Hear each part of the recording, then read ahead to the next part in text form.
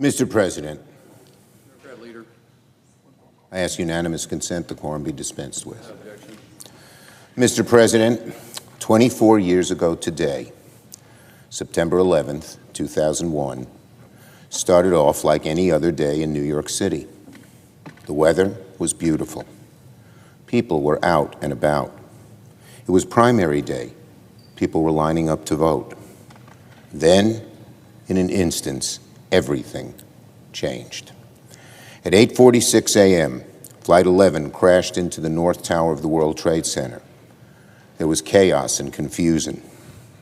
17 minutes later, Flight 175 crashed into the South Tower.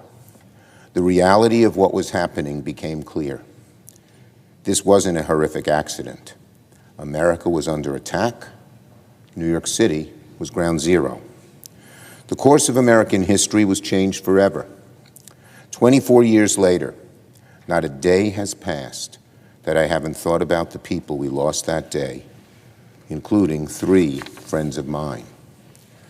A guy I played basketball with in high school, a businessman who helped me on the way up, a firefighter I did blood drives with around the city. May their memories be a blessing. I still think about the scenes when I arrived at Ground Zero in the aftermath of the attack the day after. The putrid smell of death, of burnt flesh, was in the air. I remember the rows upon rows of people holding up makeshift signs with photos of their missing loved ones because no one knew who was alive and who wasn't. Have you seen my brother Bill? Have you seen my daughter Mary? The anguish on their faces stays in my mind to this day. They're the kind of heart-wrenching images that will stay with me for a lifetime. While 9/11 was America's darkest hour, I also saw New Yorkers in our finest moments. There were countless acts of kindness by strangers to help each other. In the midst of the tragedy that the world saw, the true strength of America and New York came through. The next day, I called on every American to display the flag on their clothes outside their homes as a sign of solidarity. And ever since that day, I wear this flag on my lapel. And every time I look at it, I think of those who were lost. It's a small but constant reminder of our sacred promise: never, never forget. Never forget especially means honoring the countless brave first responders who ran towards danger, not away from it, to save lives. In our darkest hours, these heroes, police officers, firefighters, EMTs, so many others, risked their lives, construction workers, to rescue others. Many of the finest first responders became sick because of the toxins in the air. Many were diagnosed with rare, deadly cancer and diseases, and many, far too many, succumbed to their illnesses, including my great friend, Ray Pfeiffer, may he rest in peace. That's why I have fought to secure nearly $1.7 billion for the World Trade Center Health Program, to help sick first responders get the care they need. Sadly, it's been such a struggle to get that money.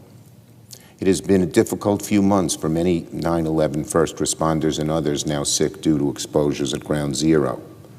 Cuts to this program are wrong, immoral, and I have fought in a bipartisan way with fellow Republicans and Democrats to oppose them. I have also fiercely opposed the firing of thousands of HHS staffers who support the World Trade Center Health Program.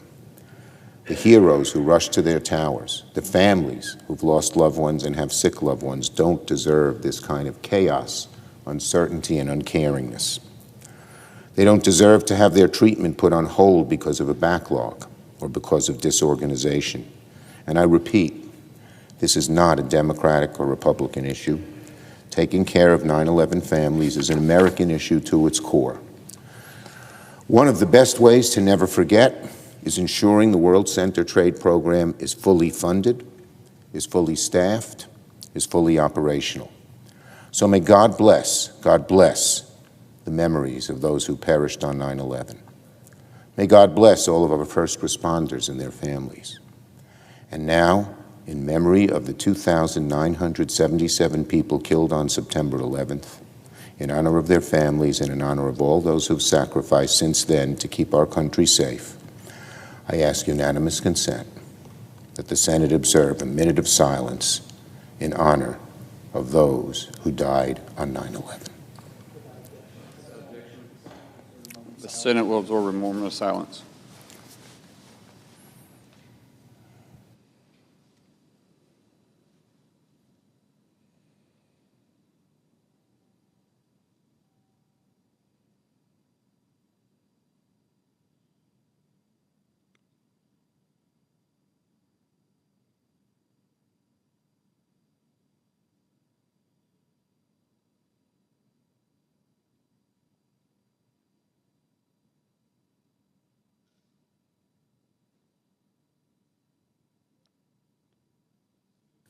Thank you, Mr. President.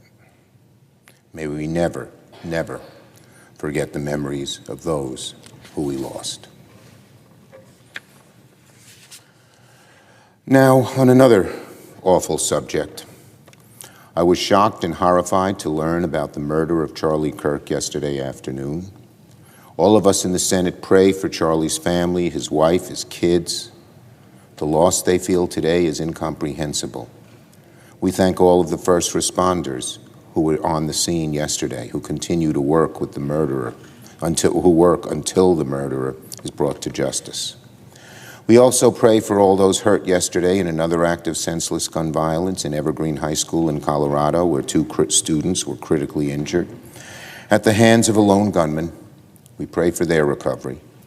And these tragedies are a constant reminder to all of us the immense destruction of gun violence and of inaction. Now, no matter your political views, yesterday's attack was heinous, cowardly, and ought to make everyone sick to their stomachs. Political violence is the enemy of democracy, and we have an obligation on all sides to fight it at every turn. We must condemn it whenever it arises, wherever it arises, including this heinous murder of Charlie Kirk. But also the political motivated shootings of House members at a baseball practice, and the politically motivated murders of Melissa Hortman and her husband earlier this year in Minnesota, as well as the attacks on former Speaker Pelosi and her husband, and the murder of business executives and the storming of the U.S. Capitol and so many other incidents of politically motivated barbarity.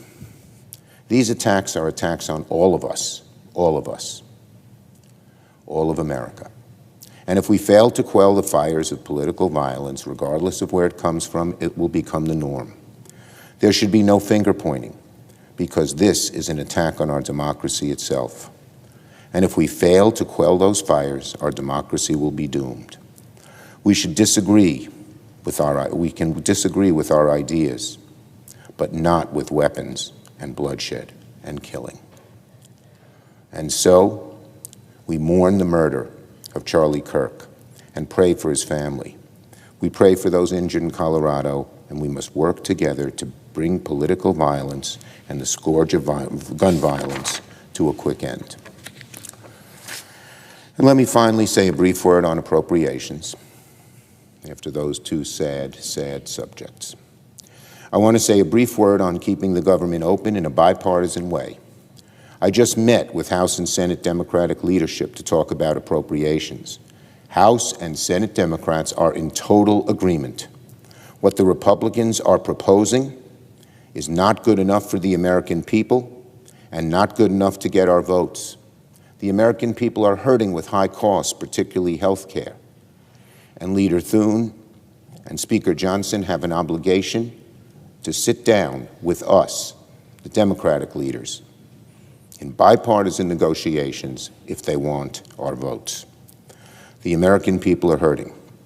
Health care is being decimated on all fronts. People are losing jobs. People seeing costs go through the roof.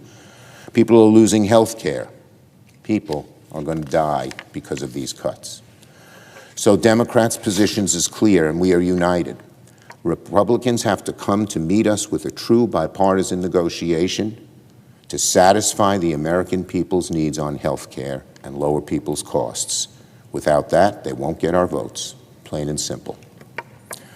On inflation, This morning, the Department of Labor reported inflation in August accelerated 2.9% from a year earlier. That's the highest year-to-year number so far this year. Inflation's getting worse. So much for Donald Trump's promise to lower costs on day one.